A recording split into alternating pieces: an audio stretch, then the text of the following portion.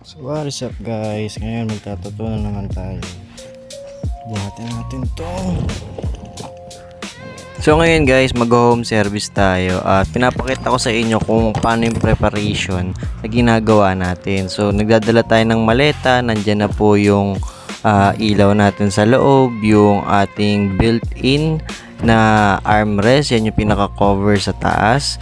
Then meron tayong 3 layer ng drawer na kung saan doon nakalagay lahat ng gamit natin. So kailangan ba talaga kailangan ba talaga ganyan kalaki ang bitbitin? Yes po, kasi nandyan na po lahat, most of the things that I need. So sa loob po ng GB box, meron pa pong isang backpack doon, yung ibang gamit, yung printer nandun po, yung pinaka bulb ng ilaw, yung LED.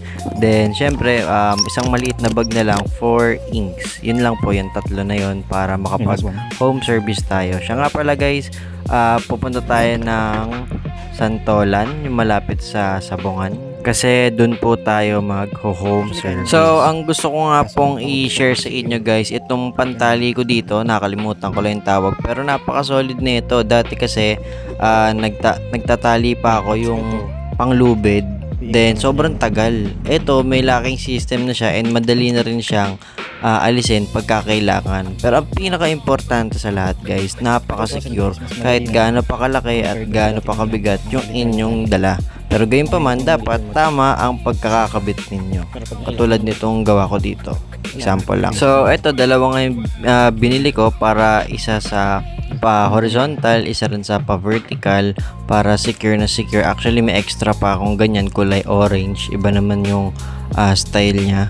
Pero same locking system pa din. So, kung gusto nyo rin ng mga ganitong pantali guys, click nyo lang yung link sa TikTok account ko, then check the yellow basket. Check out nyo na yan guys, solid yan.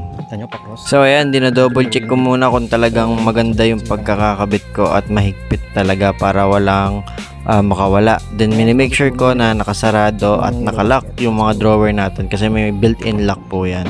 At making sure na condition din tayo. Syempre mabigat yung motor, mabigat din yung dala natin, so kailangan magbalanse ng maayos. So syempre dahan-dahan din tayo, nawapat na bahan tayo ng Panginoon sa ating mga biyahe. So maraming salamat po guys. Ito na yung ating final output. Hindi ko lang na-videohan yung process, pero ito po yung paglilinis natin sa tattoo. Yan. Maraming salamat po kay ma'am sa nagpatato, then kay sir sa asawa niya, then sa isang bisita din po nila. Maraming salamat po.